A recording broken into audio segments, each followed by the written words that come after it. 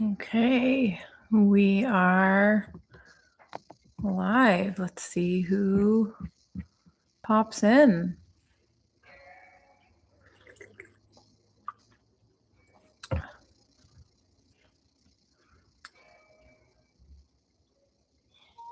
It has been quite the week. Apparently, there was a day on Friday that only happens once every 60 years. And it was, hi, Katie. How's it going? Nyla, you made it. Hi. Katie, how are you doing? How was your week? My week was wild. I was just saying that apparently Friday was a day that only happens once every 60 years. It was a new moon in Aries in a fire horse year. So a lot of things went down on Friday for me. I'm wondering if that's true for everyone else. Um Yeah, so because it's like fire, so Aries is like fire energy, and the new moon is all about like new beginnings, and then the fire horse, like the actual year of the fire horse, is all about like changing our lives and taking action and like embodying what we've integrated. So yeah, and then I look back on Friday and I was like, huh, that tracks. A lot of stuff happened on Friday. Katie says, I had a rough week mentally, but I started to feel much better yesterday. Oh, that's good, Katie. Cheryl. Hi, Cheryl. How's it going? Sorry you hate texting. Try voice to text. I know it's annoying. Um, I'm sorry you had a rough week mentally, Katie. I don't know, maybe that's why. I never really knew anything about astrology and I never connected to it. And now I don't know, I think I followed one thing um on Facebook or something and now I get them all the time and I'm just like, "Oh, that's interesting." Cheryl says, "When you hurt your leg, what did you do? What did I do to hurt it or what did I do to heal it? Like how did I injure it or how did I cope with the injury?" I heard it by landing uh, a toe loop jump on roller skates. So you like kick off your toe stop, spin around in the air once, and then land. And I had just done like 20 of them in a row, and I was just getting tired and like a little bit lazy, I guess. And when I went to put my other, hi, Susan. And when I went to put my other foot down, I just kind of lost my balance and I thought to myself very intentionally in slow motion, I was like, "Oh, I'll just sit down on my bum." So I went to sit down on my bum because I was kind of losing my balance anyway, and my skate rolled the other way while I was sitting down, and I heard it snap very loudly. Oh, it was so broken, Cheryl. It broke in all three places that you can break a leg, and it broke completely through all of it. My entire lower leg like snapped in half. And they tried to reset it manually, but it was too severely broken, so they had to do emergency surgery and use two plates and a screw to put it back together. So yeah, yep, that was what happened. Katie says new moons can always bring up some things that I believe we are trying to ignore. The fire horse is no joke, or this fire horse is no joke. I'm ready for change and new adventures. Oh my God. Me too. Like the fire horse energy is happening so fast that I'm like so glad that I've been doing all this nervous system work and all this integration um, because I wouldn't be able to keep up with it. And I posted a video, a short on that for on my YouTube channel. Um, about like one of the weird side effects, or side effects, I guess, that I just wasn't expecting of doing all this nervous system regulation is that as all the things change and then I feel totally overwhelmed and I'm freaking out and I'm crying and I can't calm down, I'm starting to remember that I'm this just keeps happening and I keep recovering faster and faster. So what used to knock me on my butt for like a month now is like, you know, maybe 4 hours, maybe 6 hours. Um kind of like half a day maybe. And then I somehow like naturally start doing that regulation and giving my body safety, and then that allows me to move into um like into the next level. But I'm like, while I'm crying and while I'm freaking out, I'm just like, oh, I know that it's going to be okay because I have all this evidence of this season where things keep getting crazy, and then I keep being able to roll with it. So um there's a word for it. It starts with an R, like your bounce back. Um, your I can't think of the word right now. Um, yeah, so that's been helpful because I've had a lot to wrangle, and if I had to do it all feeling like that and then not having faith that it was gonna settle, I would be much more overwhelmed. Cheryl, why do you ask if it was broken or not? Um, have you just not heard the story? The story's gross. I try not to tell it because it's like snappity snap. Cheryl says, my hubby ruptured his patella tendon and his kneecap is an inch or more above where it should be. Like just now? Like this isn't a story from the past. This is like ongoing. Uh Hi Anthony. His kneecap is an inch or more above where it should be. Guess who isn't leaving on vacation Thursday? We'll see a surgeon tomorrow. Yuck. Ah, Cheryl. That's rough. What did he do to rupture his tendon? Ooh. Yeah, with tendons, um, they have to just regrow, I think. And sometimes it's better if you rupture it completely, like sever the tendon, because it doesn't hurt as much. Because it like the nerves the nerves get severed too. But what did your hubby do to did he just like twist his knee the wrong way or something? Or oh, so you were gonna go on vacation Thursday and you're not anymore. That's rough, Cheryl. I was just thinking today, I was like, next year on my birthday, I want to go away. I want to plan a trip or something. And I don't travel much, so I was like, oh, I hope nothing would happen to stop me going. And you're just describing like a terrible. I hope you get your money back. Can you get your money back? Um, Anthony says rebound. That's what it is. I knew it started with an R. I was like, it's your bounce back. It's your rebound. Thank you. It's a basketball term. Yeah, so for your nervous system, like you rebound faster. Like it's not that I don't panic, it's not that I don't get scared, it's not that I don't um get upset. It's that I do, but throughout the whole time that I'm feeling that low, I know that I'm going to have the rebound.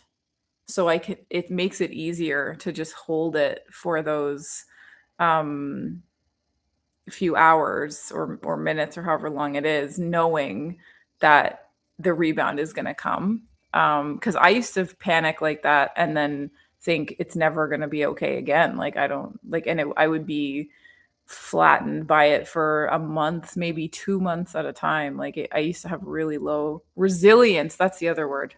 Resilience and rebound. You have more resilience. Katie says, yes, it took me a couple of days to figure out the yuck in my life, but there were Times of comfort knowing I would be okay. Okay, good. That's awesome. That's what we want. Like, it's not that life isn't going to still happen. It's not going to still feel scary or overwhelming. It's just that you know that you're going to be okay. And I think that's part of the panic, right? It's like you're like, "Oh my god, this is never going to feel better. I'm going to feel like this forever." And it just makes you feel more panicky. Susan said that's encouraging that the bounce back is getting easier and faster. Yeah, it is. It is. It's a big relief. And it's kind of the more resilient you get, then the more you can up level and then you can integrate that and hold it. And then the more you like, as you build resilience, like you're able to move up through those levels of identity faster. Cheryl said this was Friday. Okay, but still, that's Friday, like a couple days ago, Friday. So this is like less than a week before the vacation, Cheryl. Is he okay? Is he in pain? Is he, I would imagine it's really swollen. Thank God you're seeing a surgeon tomorrow. That's good. What was he doing? Sounds like he was like playing rugby or something. Cheryl says he was getting back into, I said playing rugby, getting back into bed after letting the dog out.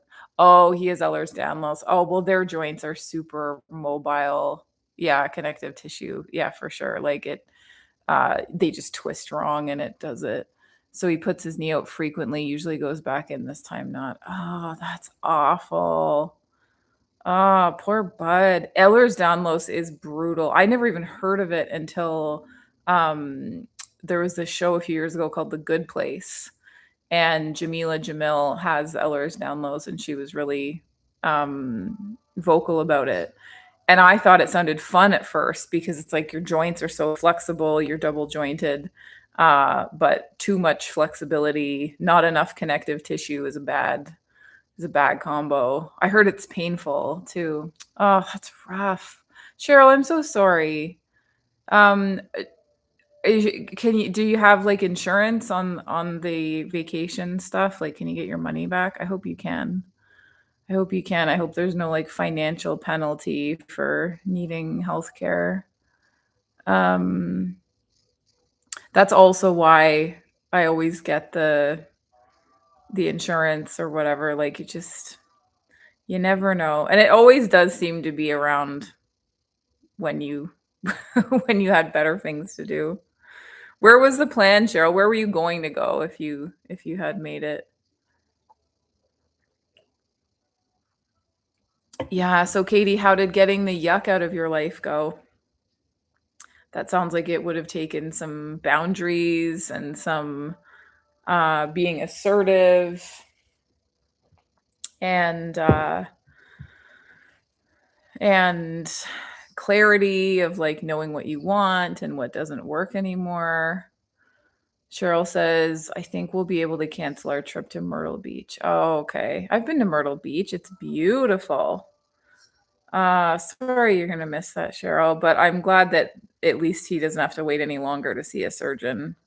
That sounds really like a really uncomfortable weekend, especially a knee injury. Like then I mean, you can't walk. Like you're just having just done this, having just been bedbound and broken my leg like severely and had to recover from surgery for months, like not being able to locomote, like move your own body weight from one place to another without like a ton of assistance, is stressful and exhausting, especially if he's like a big guy too. And like if you're smaller than him, like it's harder for you to help.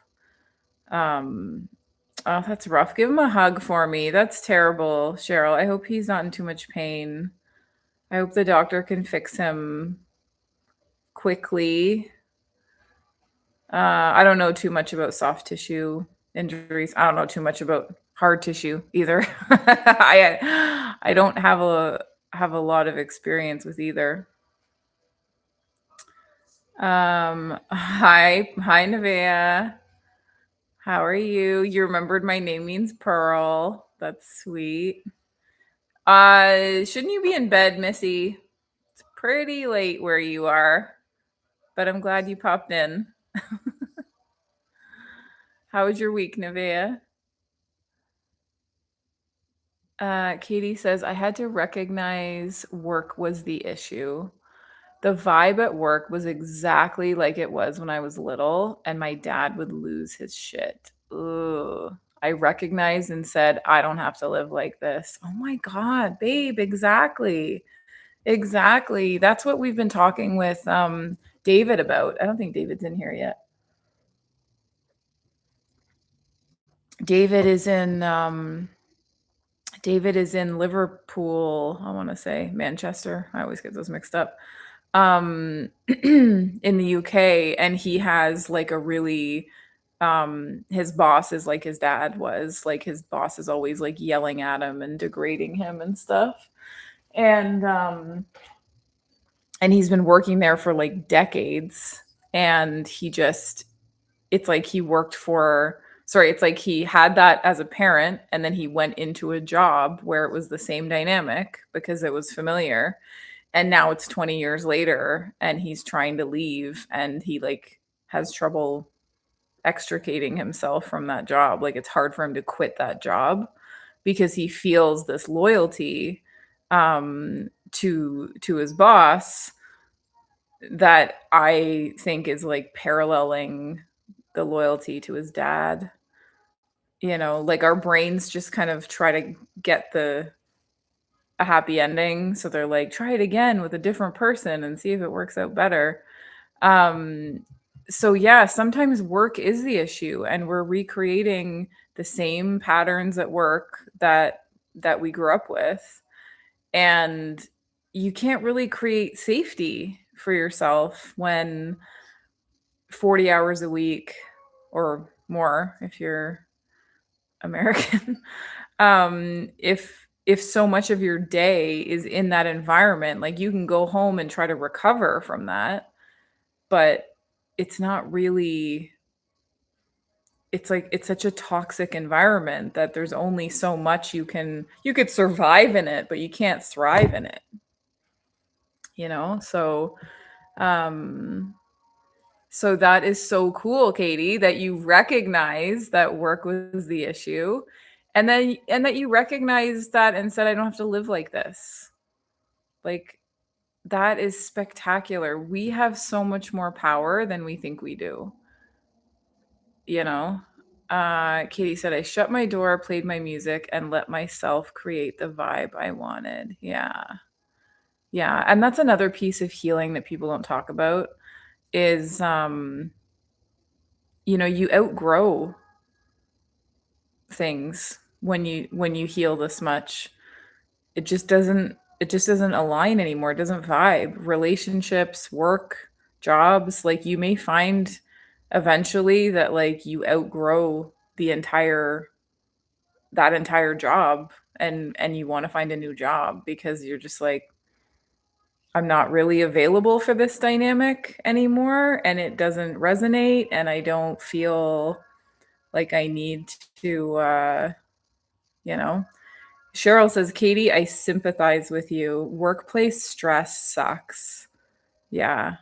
And I would argue that it's like almost unrecoverable. Like I used to have super stressful jobs, and I would just come home and have to, Nivea, close your ears. I would have to like, you know, drink alcohol or eat sugar or do something to like take myself out of the stress of it. And you just create these loops that like even now if I had to go to an environment where I was being denigrated and disrespected, and like in an environment, even an environment where people are yelling at each other, even if they're not yelling at me, like I would not be able to just like keep my vibe high and love myself and ignore it. Like if people are yelling at each other, like that's violence, and like I would not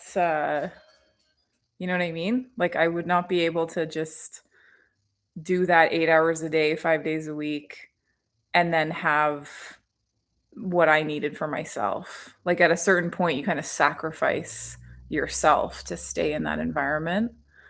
And I would just encourage anybody who's in that environment that like you don't have to stay. There's another job.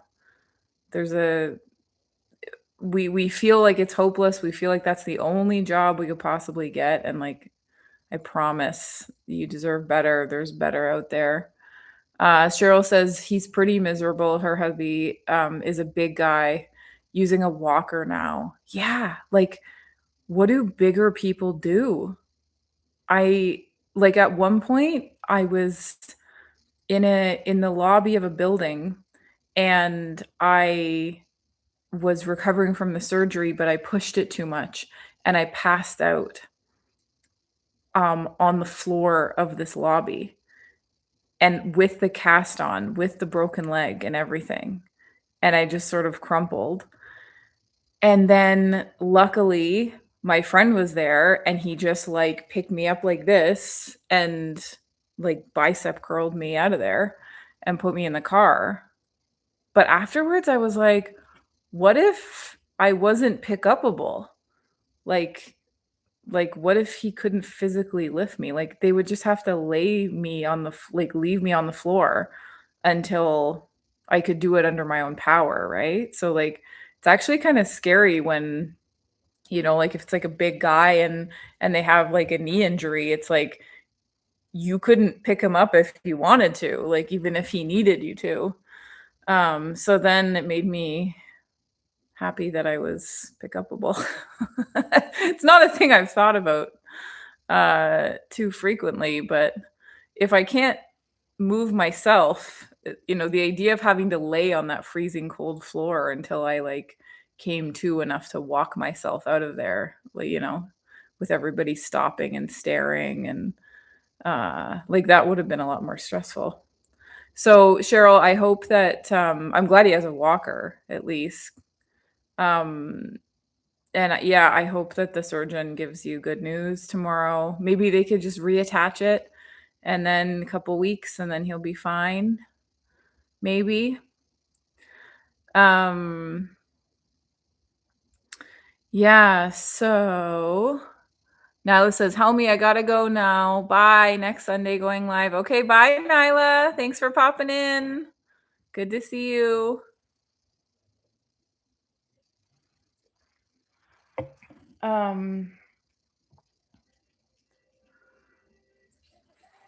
Yeah, so Katie, how did it feel when you shut your door and created your own space within that? Anthony says, call 911 if you can't pick him up. Don't injure yourself too. Oh, yeah. That didn't even occur to me. They might send fire. Would they really, Anthony? If like a bigger person that no one can pick up, like can't get up, you would call 911 for that? And they'd send firemen and the bigger guys would pick them up for you. Oh, that would never occur to me. I would feel like I was wasting 911's energy, but then yeah, how else would you get them up if they're injured? Um Anthony says yes, it happens all the time. Really?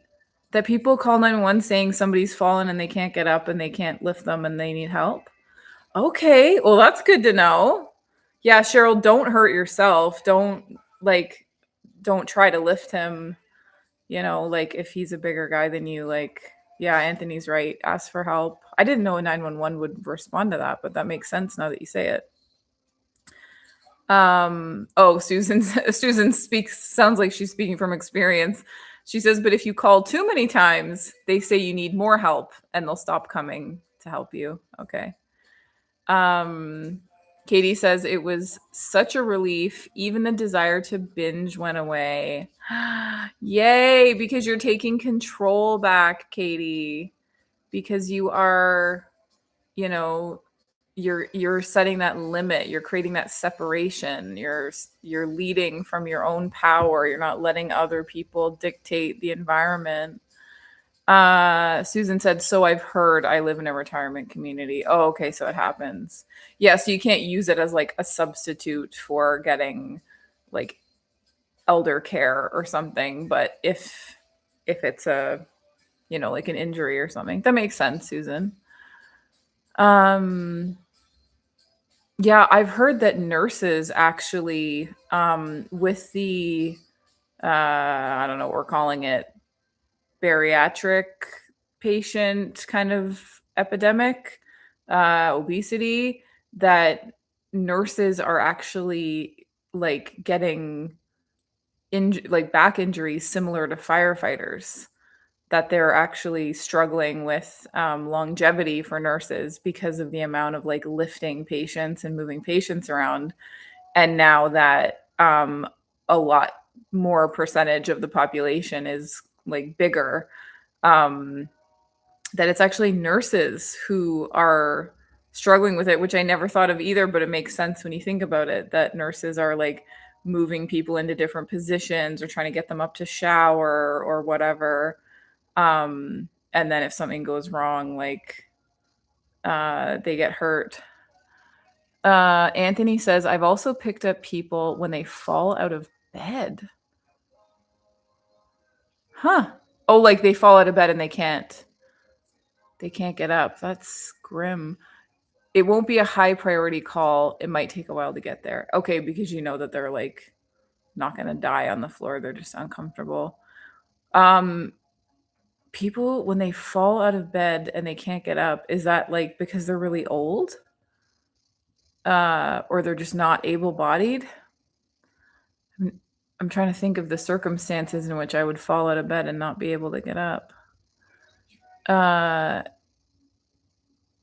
Susan said, I've helped a few neighbors get up, but heard it isn't a good idea because I could hurt them trying to get them up. Yeah. But I'm strong and stocky, so I can deadlift them if their feet don't slide. You know what? I I got really into deadlifting a few years ago, and I got to the point where I was deadlifting 210 pounds for 3 sets of 5. And specifically for that reason, specifically for like being able to pick something up and just knowing that, that I had a strong back, like that, because for aging, right? Like muscle loss, sarcopenia, like you lose bone density. So I'm actually looking forward to getting back to deadlifting once all my limbs work properly. Um Anthony said nurses now use lifts that get heavy people out of beds onto chairs and vice versa. Yeah. I mean, yeah, I imagine that has become like essential.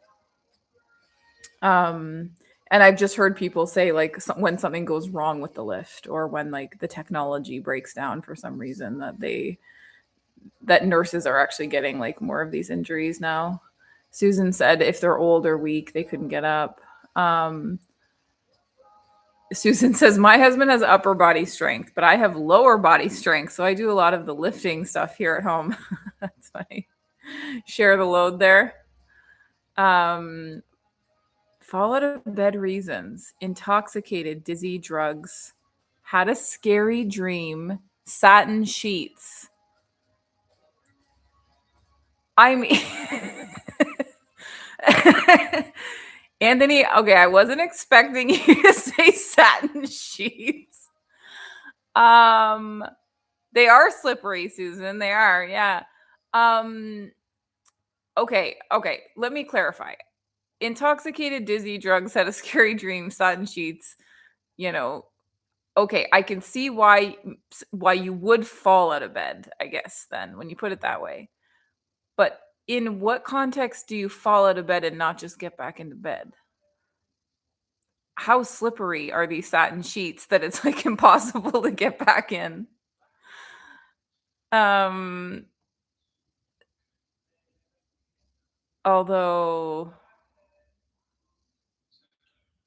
yeah, oh, the dizzy one would be scary though. Although, like, if I was that dizzy, I don't think I'd be able to call 911 about it. um yeah. Okay, that's funny. I didn't even think of that. Okay, where Katie said something. Oh no, Katie said such a relief, even the desire to binge went away. Um, older people don't know how to turn or they can't get on their knees. Okay.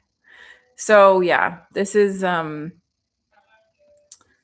an aging thing. And I watched my grandma, her mom, live to be 102 and a half. And then my grandma lived to be 102 and a half. And I watched both of them just. My grandfather smoked for 75 years, so he only lived to be 92. And he died really young from lung cancer. But he didn't get lung cancer till he was 91. So he smoked from the time that he was 11 until he was 90. didn't get didn't get cancer until he did, and then he died. So in my family, dying in your early 90s is quite young. Um, and but here's the thing, okay, strong genes, yeah, like it is abnormally long lived, and these are like white bread and Count Chocula and Cheese Whiz and you know Jello salad kind of white people, and um and so that's people hear that and they're like, oh, that's amazing, the genes are amazing, and it's like, yeah, but it's how they got old that bothered me, because think about it, my grandma was like 60 when I was born. So I watched, like, the only time I knew her was when she was just aging, right? And so from 60 to 100, um and you're just watching her like kind of atrophy and just sort of like these people never exercised, they never worked out, they never did strength training or anything. And they just sort of got weaker and smaller and more fragile, and they just kind of deteriorated. And so when you're watching people age for that many years, um, it's like they would just kind of watch TV all day, like they just kind of sat down all the time, and they would sort of get up and shuffle to the kitchen to like make lunch or something, and then shuffle back to their like the rocking chair or like armchair thing. But I watched that for so many years and I was like, I don't want to age like that. I don't want to I don't want to just kind of fade away.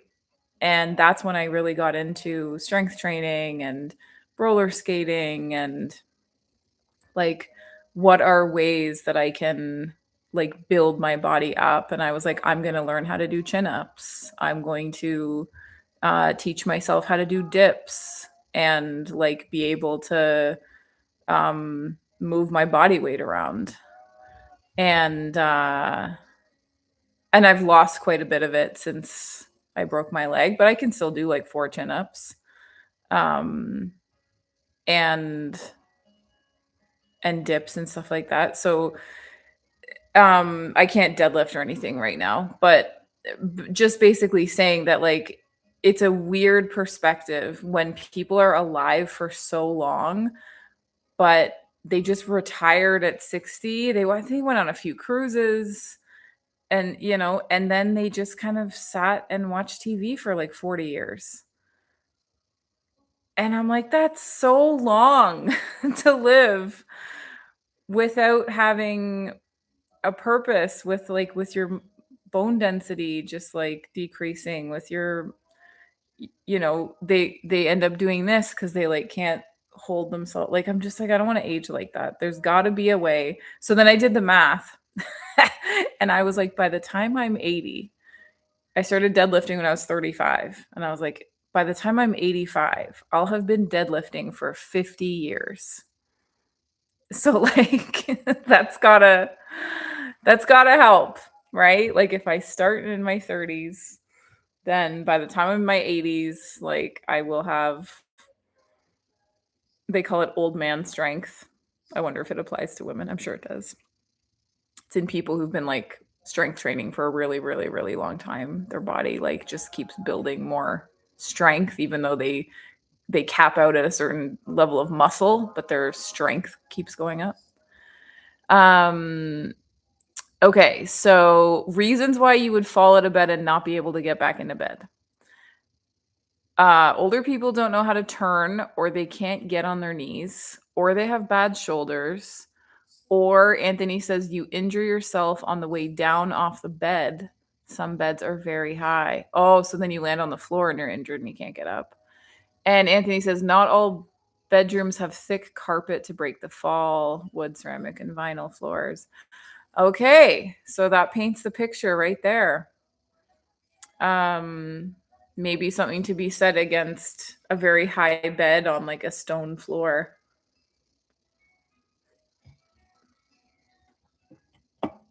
Alrighty. So how else are we doing, folks? Cheryl's in for a rough Cheryl had a rough weekend, I guess. And missing out on your trip is really um discouraging, frustrating maybe. Um Katie just wrangled her mental health by standing up for herself at work, and like creating her own environment. Um, who else is in here? Susan, how are you doing? I don't think David's on today. Every time he comes on, I want to be like, "Did you do it? How did?" He already has another job offer, but he just can't. He just can't take the feeling of like betraying this boss by leaving them after so many years working for them.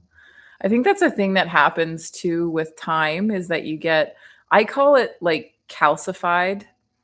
Um I guess the word is like solidified, cemented, like things get more rigid.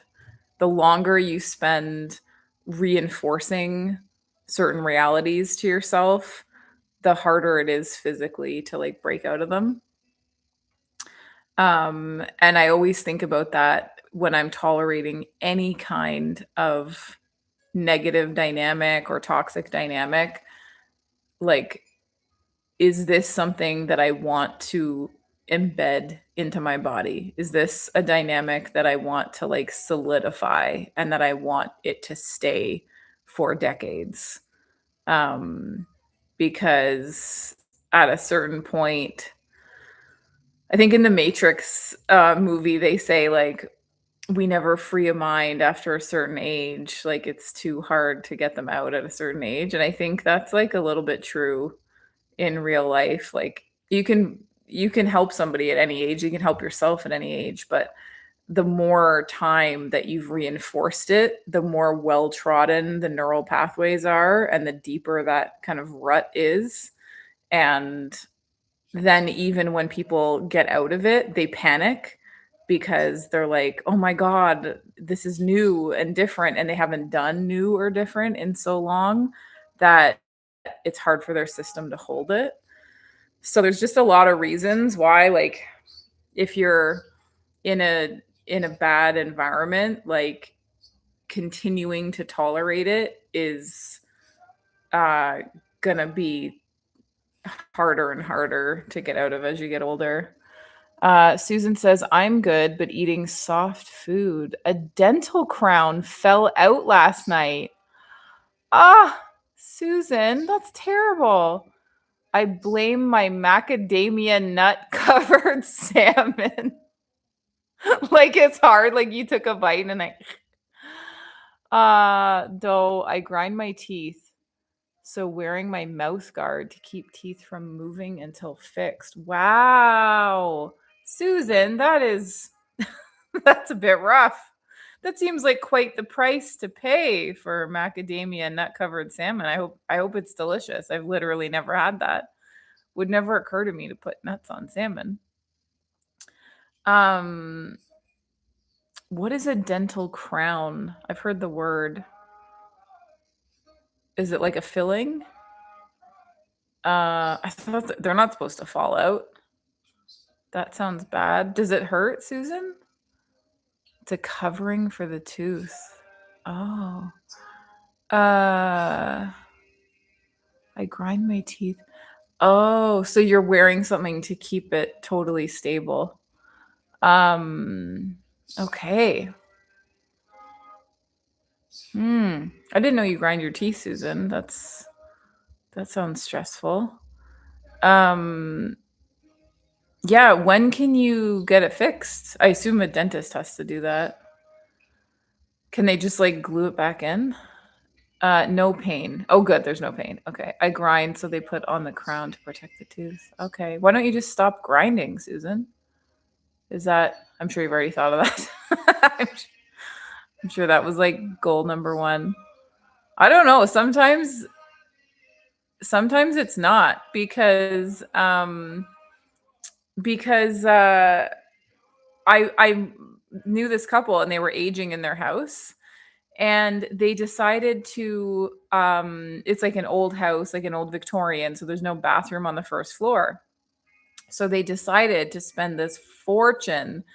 It took them 3 years. They had all these they did it over COVID. They had all these problems with contractors and labor, but basically they extended the house and they built a wheelchair accessible shower, wet room, bathroom on the main floor. And I said, well, why did you do that? Like, you're both in perfect health. And they're like, oh, because we want to live here until we die. So eventually, when we can't go upstairs anymore and when we're in wheelchairs, like, we need to be able to still get to the bathroom. And I didn't say this, but in my head, I was like, well, why don't you just start deadlifting? And then you'll be able to go upstairs when you're 90. Like, what? Like, they just assumed, right, that there's this, it's called pathological aging, which is like a thing in Western cultures that's not really a thing in like the blue zones. And pathological aging is where you just expect to end up in a worse and worse and worse physical condition as you age. And it's just not true of other cultures and communities where they're 100 years old and they're still out doing the same things, fishing and tending their garden and playing bridge and living independently. And I just thought, I'm like, you just skipped right to the thing. You didn't even consider the other idea. So that's the only reason why I say that, Susan. Um, Anthony says they should put slides on the sides of beds so everyone gets to slide out of bed. Anthony, for a second, I thought you were making like a healthcare recommendation, and I was trying to follow it. They should. It should be a twirly slide. You should be able to do this and then just land right in the shower. Susan said, I liked being crowned because it supports my queen persona. Yes, it does. Gotta wear that tiara, girl. Cheryl says, Susan, I had a crown come out with the tooth. Oh, cheaper. Like the crown and the tooth that was attached to, all of it came out? Oh, Cheryl, that sounds horrible. No way to reattach. Had rest of tooth pulled on Thursday. So the tooth is gone, like you can't get it back. I'm a grinder too, and all of my teeth have crowns. Can we stop grinding? Is grinding, I thought grinding was like a stress response. Like I thought it was a like a nervous system thing, like a lack of, it's like a stress thing, right? Like it's not a biological imperative, is it? Not that I've ever heard of. Katie says bed slide. Yes. They should totally have a bed slide. It should go right into the hot tub. You're right, Susan. That's much better than my idea. Much better. It should go right into the hot tub. Anthony says crazy cats. If the dental crown is not damaged, the dentist can just glue it back. But then what's going to make it not come out again, Anthony? Like once she goes back to her macadamia nut salmon, like aren't we are we just going round and round on this at a certain point? Yeah, Katie, good point. Cheryl, you had a rough couple of days. I'm trying to do the math on this. Her husband's injury was Friday. They were supposed to go to Myrtle Beach on Thursday. And and when did the tooth Was that recently, Cheryl, that oh yeah, she just said the rest of the tooth pulled Thursday. So the day before her husband injured herself, she had to get a tooth pulled. Cheryl, that's everybody give Cheryl a hug. This is a rough week for her, girl. This is not even a week. This is like a half a week. That's brutal. I'm so sorry, Cheryl. So your mouth would be sore and then he gets hurt and then you can't go on your trip. Yeah, Katie's right. Um, you had a rough couple days. I'm sending you and your husband hugs and positive vibes. Good. Katie, I'm glad you're on it.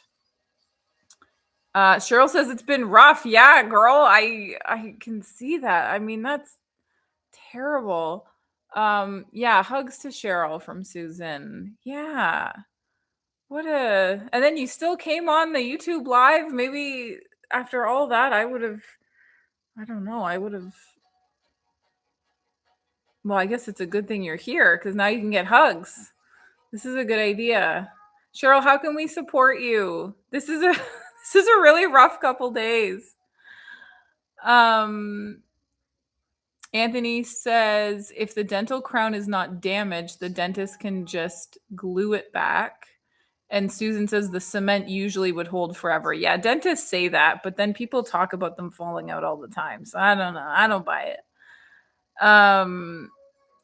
Anthony says CNN is running a Living Longer series where they go all over the world checking out what people are doing all over the world to extend their lives Saturday 9 p.m. Oh, okay. That's cool.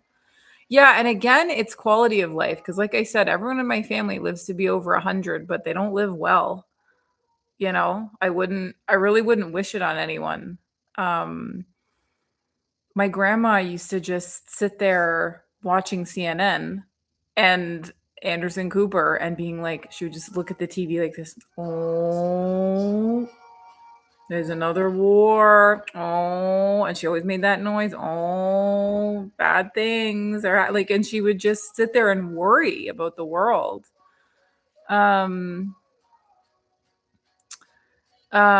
So Anthony, living longer is like, I'm assuming living well and longer. Although there are all those biohackers now and people who are not having a very good quality of life. The Brian Johnsons out there where they're like not really living at all. They're just trying to extend life. Cheryl says, I've been a grinder since I was a toddler. Don't know when I do it, day, night, whenever. So you're not even conscious of it, Cheryl. You're talking grinding here, right? Like the molars. You don't know when you do it. Does that mean you could be doing it without noticing it? Or does that mean that you're not aware of when the damage is being caused? Since a toddler. I mean, that's since you've had teeth, Susan. Like since you've had teeth to grind, you've been grinding them. I feel like that has to be a stress response to something. I've never heard of that being like an innate human characteristic. Anthony, how do you know everything about everything? He's like our resident like human body expert. They cement the crown back in place. My dentist says popcorn kernels are the biggest culprit of breaking and dislodging crowns because they're so hard. Cheryl says, yes, not aware when I do it or I'd stop. Huh. That's fascinating, Cheryl. Like I know people who grind their teeth under certain conditions or under stress or whatever, but then when the stress goes away, they stop. But this is like so automatic now for you. So do you do it, Cheryl, do you do what Susan does? Do you wear like a mouth guard at night to keep it from happening? Susan says, I bet the macadamia nut piece acted like the popcorn kernel dough. Yeah, it sounds like it. I mean, Anthony, if it's like cemented in, then how does a popcorn kernel even break it? Just because it's so hard. Um Anthony says, yes, crazy cats, your nut was your popcorn.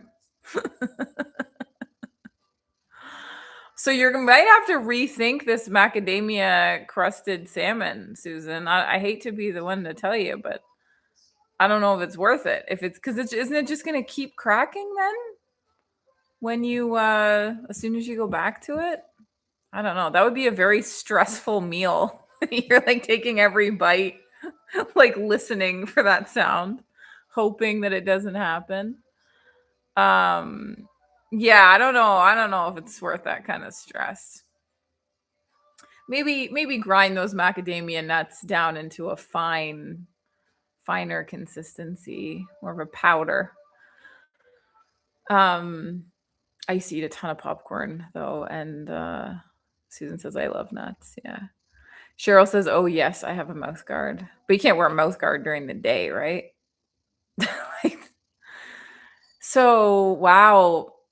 Okay, Cheryl, I have known people who've stopped teeth grinding once they got their nervous systems calmed down.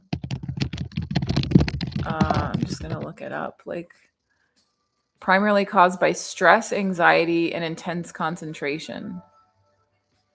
Lifestyle habits, side effects from medications like antidepressants. Well, you weren't on antidepressants as a toddler, so it can't be that. Main cause is psychological factors: stress, anxiety, anger, frustration, or tension. Uh, High consumption of caffeine, heavy alcohol use, and smoking. But you weren't doing any of that when you were a toddler. So yeah, so it's where'd we all go? So it is a psychological cause, Cheryl. So I wonder, like, if you could, like, I don't know, put more safety in your body and let it relax more if it would stop. That sounds terrible though. How does it affect you other than do you get pain here? Like muscle pain?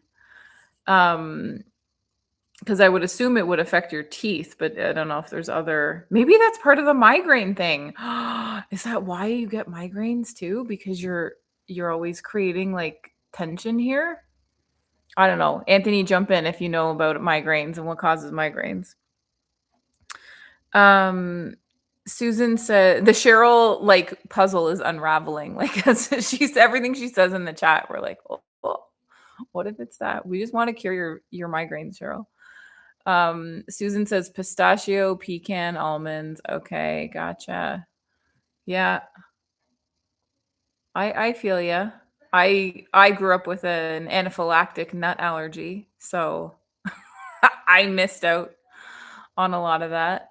Uh, and then when I was 27, I went to an allergist and said, how do I know if I'm still allergic to this? Because they tell you when you're a kid and you have a peanut allergy. They're like, oh, you'll outgrow it. You'll outgrow it. One day you'll be able to have nuts. So I went to an allergist and I said, well, how do I know if I've outgrown it? I'm all grown up. Like, what do I do? And he was like, take $5, go to the corner store, buy a Reese's Pieces, O. Henry, blah, blah, like all these nutty chocolate bars. He's like, and bring them back here. And I was like, this is weird. Okay. So I bring them back. And he's like, now take it and like rub it on your gums and then rub it on your tongue. And then if that's okay, then take a bite.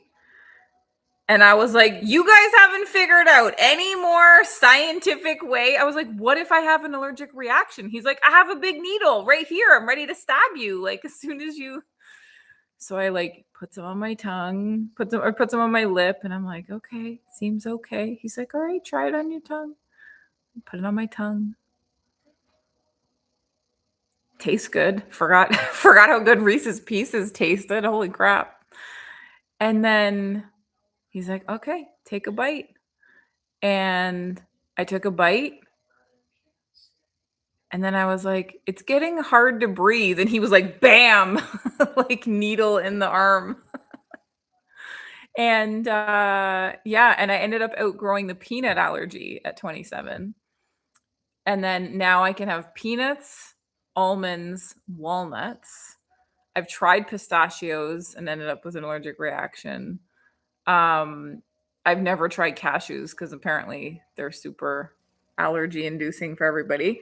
But I've just like landed on like 4 nuts that I can have, and I'm just too stressed out to keep testing it. Um, because they don't have any like secure way of testing figuring it out. So um yeah, so I've never had a pecan pie or pistachio. I've never had pistachio anything, but I hear good things. Cheryl says my parents could hear me down the hall grinding in my crib. When I lost my baby teeth, they were so small because they had already been ground down, Cheryl? I mean, that doesn't sound normal. Why? That is crazy. Yeah, Susan's backing me up here. That's crazy. Yeah. I was like, that doesn't sound normal. And then Susan's like, Cheryl, that's crazy. Thank you for thank you for saying what I was thinking, Susan. That is intense though, Cheryl. Grinding in your crib. What were you stressed out about, girl? What was going on? Like, that's really stressful.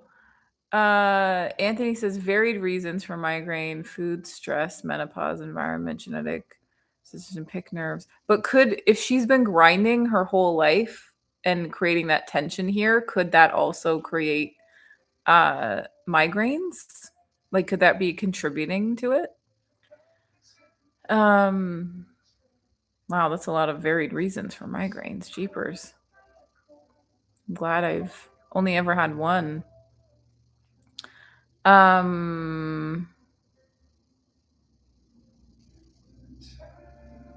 okay. Yeah. I don't know, Cheryl. That's what did your parents do about it? Like they could hear you grinding in your crib. I mean, I don't think there was a lot to be done in that era, but like did they try and do anything about it? Did they tell the doctor? Like I've never heard of a baby doing that, and I've spent a lot of my life with babies. I've never heard of it. That's, you must have been a very stressed out baby is all is all I can think of, Cheryl. I'm sorry that babyhood was so stressful for you. You should have had a more fun time. Um Anthony says I get migraines if I don't get coffee in me by 11 a.m. every day. Crazy but true. Are you serious, Anthony? You literally, like, not just a mild headache of like, oh, I should have had caffeine, but you actually get a migraine. Okay, so you're like very addicted to caffeine then. Wow. I would feel like caffeine would hold me hostage all day. Very serious. He's being serious. This isn't a joke, guys. Anthony makes a lot of jokes, so I always have to double check with him, being like, wait, are we being serious? Did this happen? Um wow. Okay, so you have to get the coffee. You have to figure that out every day. Um, have you ever tried like weaning yourself off caffeine to see like if there's a way you could get out of this, or do you just live with needing the caffeine all the time? Let's hope there's not like a global coffee shortage with all these disruptions. Then our paramedics would have migraines and they would not take as good care of us. Oh my God. Okay. Well, thank you for everyone for coming. It was a pleasure as always. Cheryl, we are sending you so many hugs. You poor thing. What a rough few days. And your husband too. We're sending you so many hugs. I hope it goes so well with the surgeon tomorrow. I hope you get your money back from Myrtle Beach. I hope it's just delayed. I hope it's just, maybe you could postpone it. Um and yeah, like we're all cheering for you, Cheryl. We're all thinking about you. That's brutal. Katie, I'm happy for you that you finding your way through the work stress, and Cheryl hears you on that. the messed up work environment. You guys are supporting each other there. And Susan, I hope the dentist puts it back in. Please put things back where they're supposed to be. And then maybe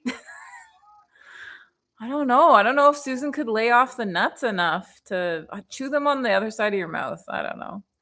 Anthony says, good night, Helmi peeps. Thank you so much, everyone, for coming, and I will see you next week. Katie says, I hope everybody has a great week. Yes, we're sending all our love to everyone for the whole week. Good night. Bye.